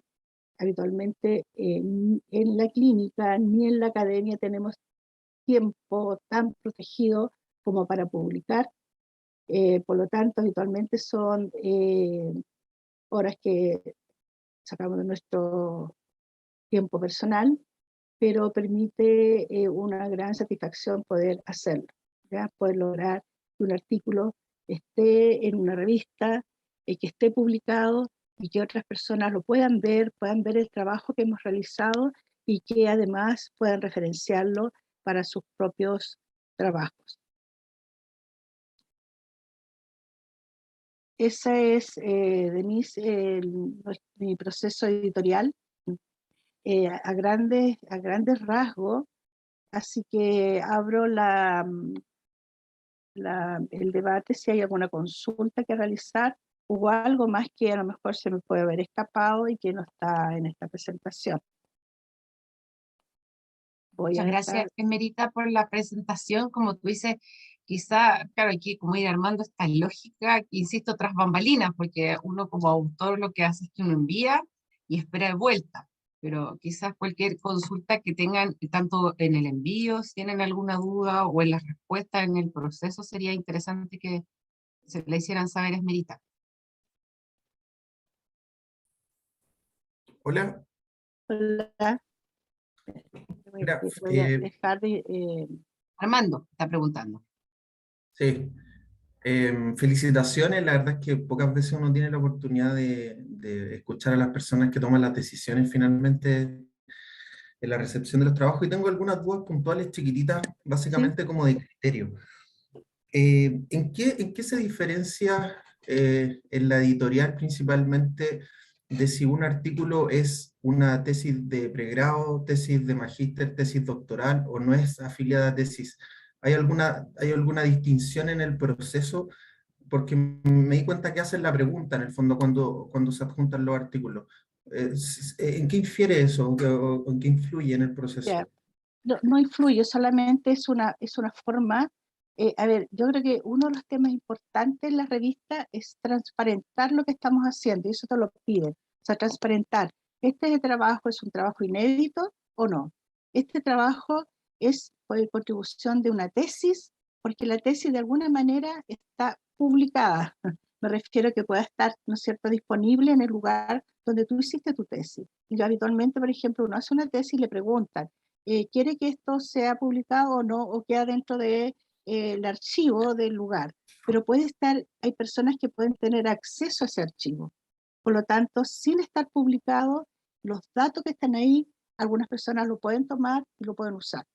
Entonces, lo que te piden a ti en buenas cuentas, lo que le piden a uno es que transparentar si eso es producto de una tesis doctoral o de magíster, o si no lo es. ¿Ya? Si es producto de una Entiendo. investigación, también. Entonces, yo creo que lo que hace de alguna manera la revista es, por todos los medios posibles que tiene la revista, es poder identificar plagio, que es muy malo para una revista, identificar, ¿no es cierto?, que todas las personas que están participando en esta publicación están de acuerdo. De hecho, te piden que tú explicites que todos están de acuerdo, todos tienen que firmar.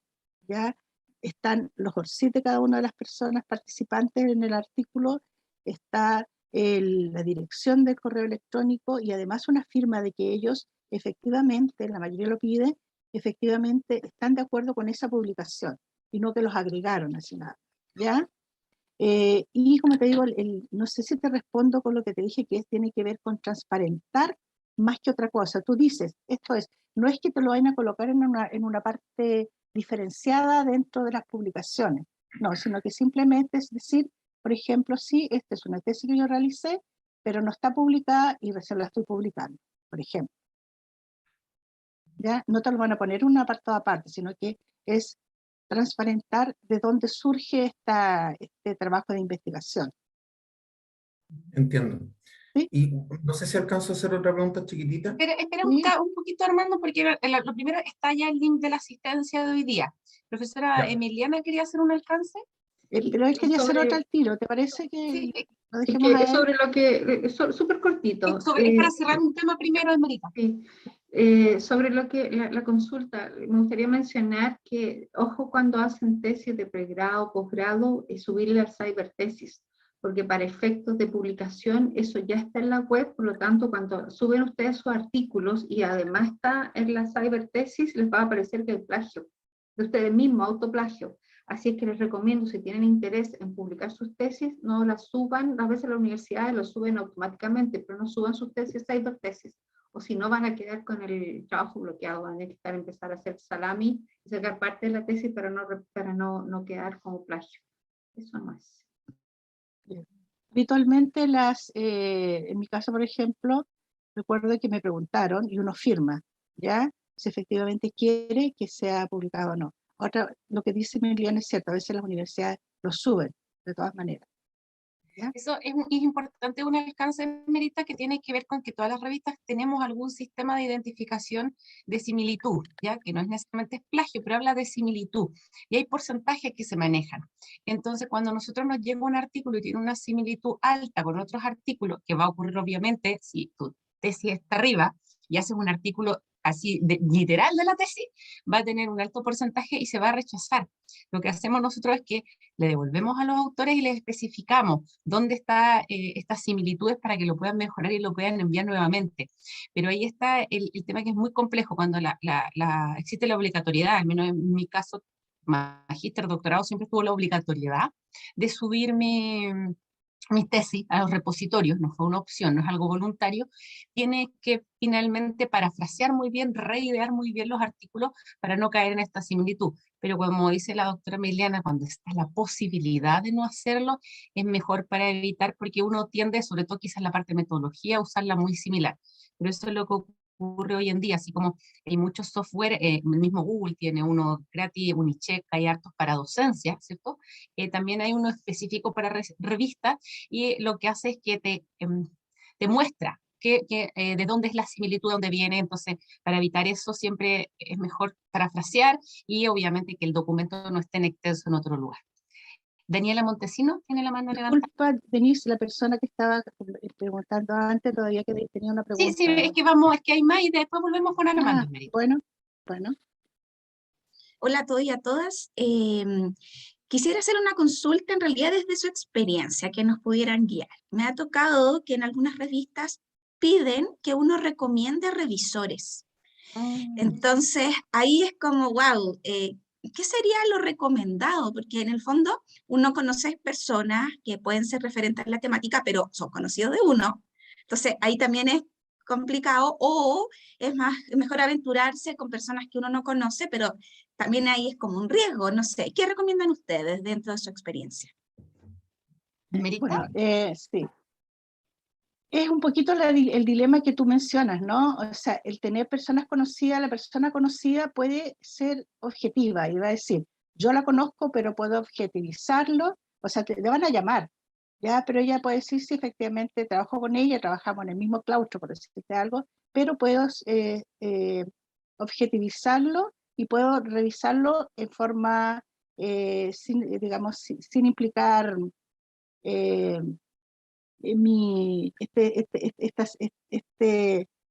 sin implicar en la subjetividad en el trabajo de revisión. Y la otra alternativa es dejarlo sin, dices que no tienes personas que puedas para revisar, o informar que las personas pertenecen, suponte tú, a un grupo conocido. Y esas personas, en ese caso el comité editorial, decide si lo hace con ellas o no. No te obligan a hacerlo, de hecho te sugieren si quieres enviar posibles revisores, y después ellos se contactan con los revisores y a lo mejor les sirve para otras revisiones, no necesariamente para la tuya, que también eso ocurre. A veces tú informas de tales revisores, los van a llamar, les van a preguntar, y a lo mejor no van a hacer revisión de tu artículo, pero ellos les pueden servir para que revisen otros artículos en la misma línea que a lo mejor tú enviaste. Eso por lo menos desde mi experiencia. No sé si quieren agregar algo más, tú, Mili. Sí, eso mismo estaba escribiendo la doctora Emiliana en el chat, que algunas revistas web de alto nivel, de Web of Science, piden sugerencias de revisores, pero las asignan cruzadas. Yo les iba a dar el mismo ejemplo. Nosotros tenemos la revista latinoamericana de enfermería, ¿cierto? Que dentro de las nuestras es la que ya está con 1.7, si no me equivoco, de factor de impacto.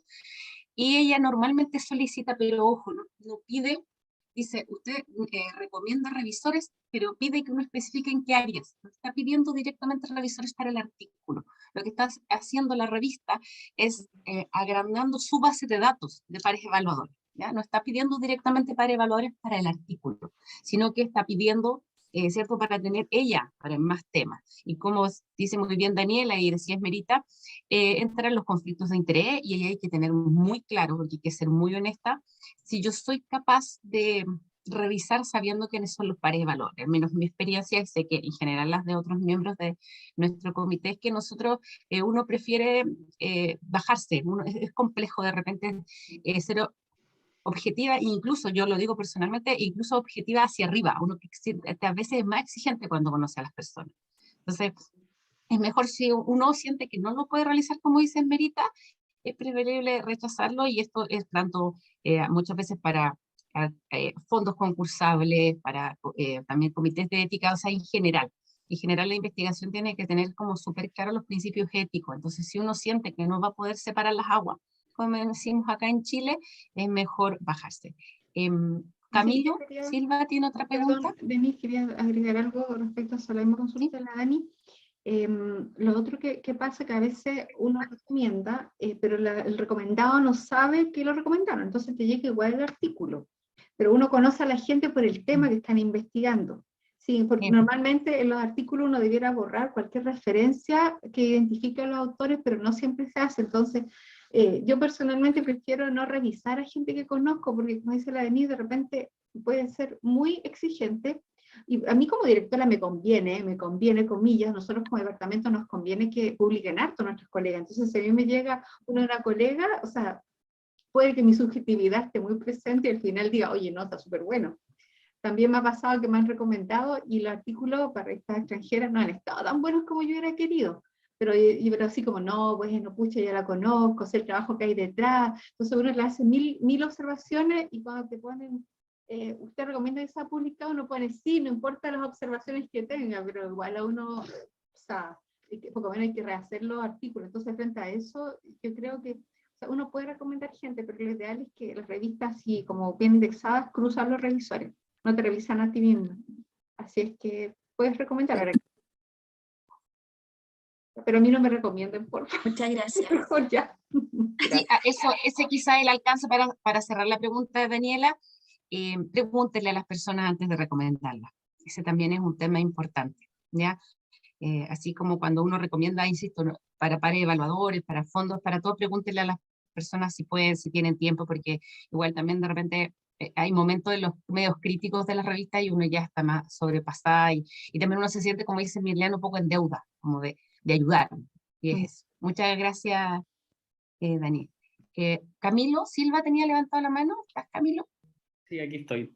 Bueno, primero que todo, saludarlas, Denise y Esmerita, que uno siempre las ubica por ahí y aparece el nombre de ellas y ahora tengo el gusto de conocerlas. Yo soy alumno de segundo año de doctorado en Ciencias de Enfermería de la UNAP.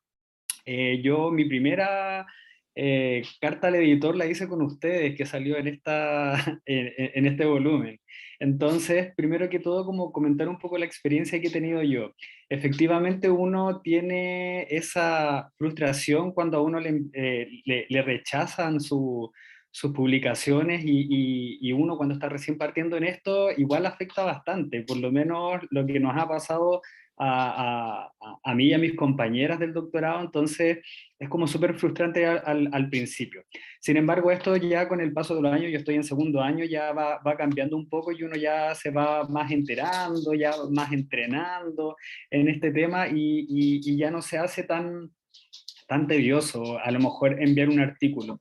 Lo otro que, bueno, algunas revistas siento yo de que el proceso de subir un artículo también es tedioso en el tema de que, no sé, hay algunos que piden el artículo completo, otros que te lo piden por separado cada sección.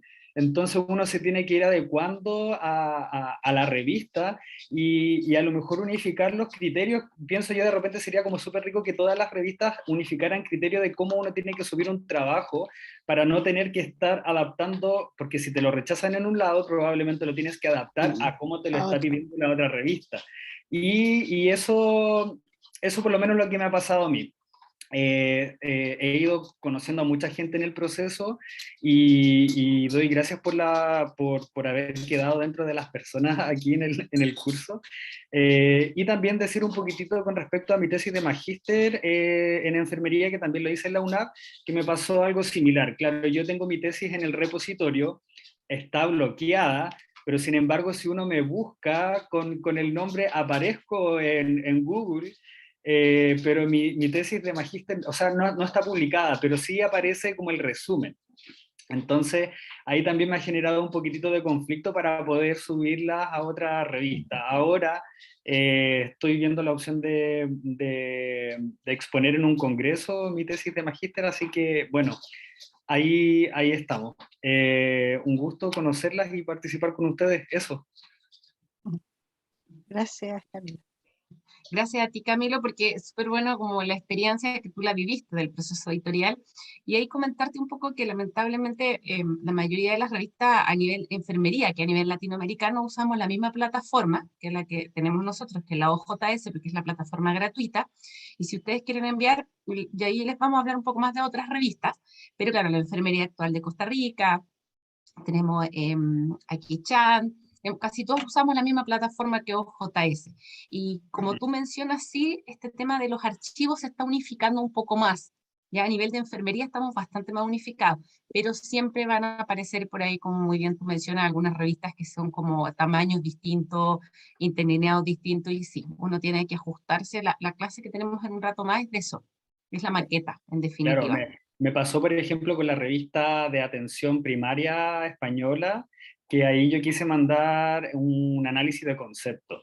Entonces, claro, efectivamente ellos ahí me pedían enviar por Word separado, tanto el resumen, la introducción, metodología, todo por separado. Sí, y eso me llamó la atención y efectivamente la gran mayoría de las revistas latinoamericanas de enfermería utilizan el mismo software de subida, entonces claro, sí, eso he notado la diferencia.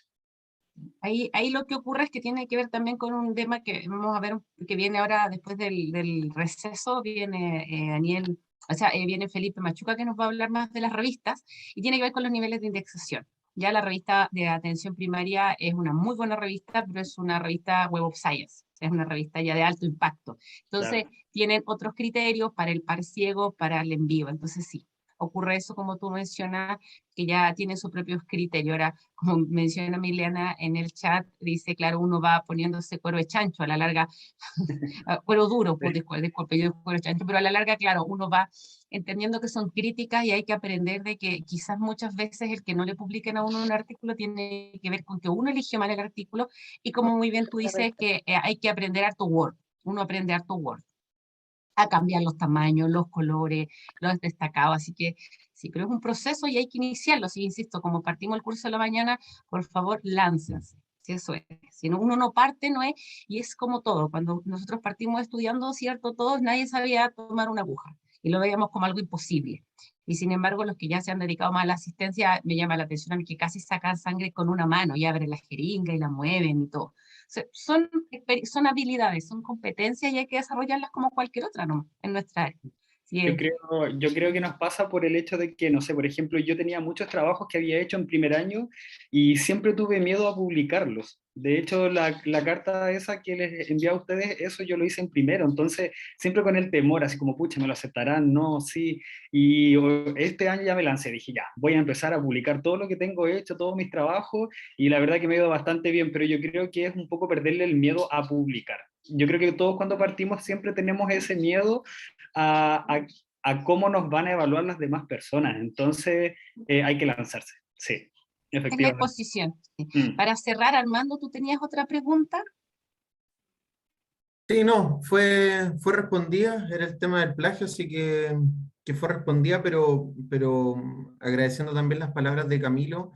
Siempre me acuerdo de la experiencia de un colega que tiende a recabar muchos datos en relación a lo que decía Camilo de publicar todo lo que tengo, y en ese entramado de datos siempre se pierde. Bueno, y hemos hablado que básicamente es porque él parte como al revés. Toma los datos y después se hace la pregunta de investigación que quiere responder. Y ahí resulta que sale con una cantidad de preguntas, no logra dar con el análisis estadístico para responder esa hipótesis finalmente. Y yo creo que, claro, en el proceso de retrospectivamente ver todos los datos que uno ha recopilado en un determinado tiempo, que yo creo que a todos nos ha pasado, ustedes tienen más experiencia, el camino metodológico, como decía alguien abajo, se pierde y no sé qué responder o cuál es mi objetivo primario o el outcome primario, etc. Así que nada, la pregunta previa está respondida, gracias. Yo creo que para cerrar aquí el primer bloque de la mañana, lo más importante es que a la larga, ¿por qué uno publica? Que es lo que conversaba la doctora Miliana en la primera clase. Publica para tener puntos porque quiere una beca, publica para jerarquía académica, o de verdad publicamos porque queremos llenar un vacío de conocimiento.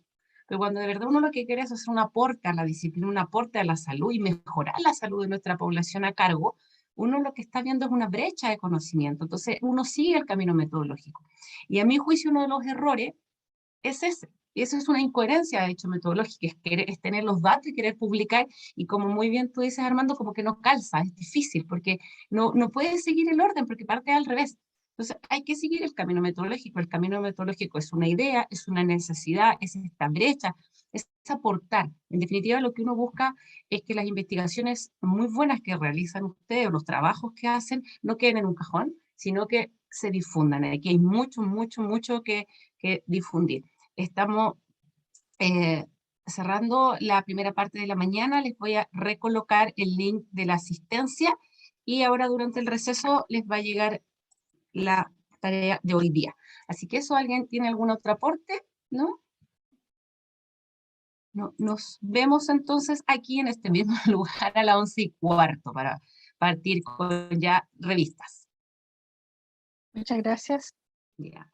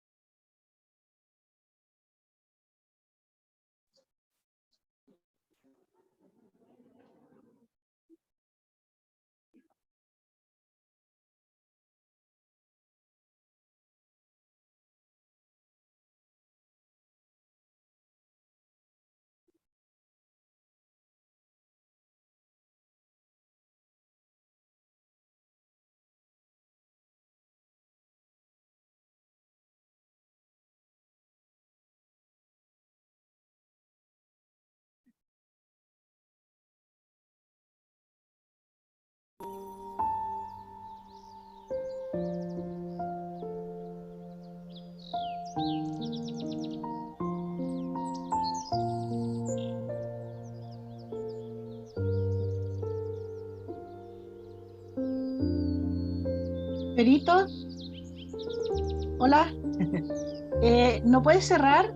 Mira, cierra donde está tu imagen y te puedes salir, porque todavía te veo. Si no, no importa, quédate tranquila y sal nomás. Lo que pasa es que se te va a ver la imagen. Miliana, ¿puedes parar la grabación? Ahí, Perito.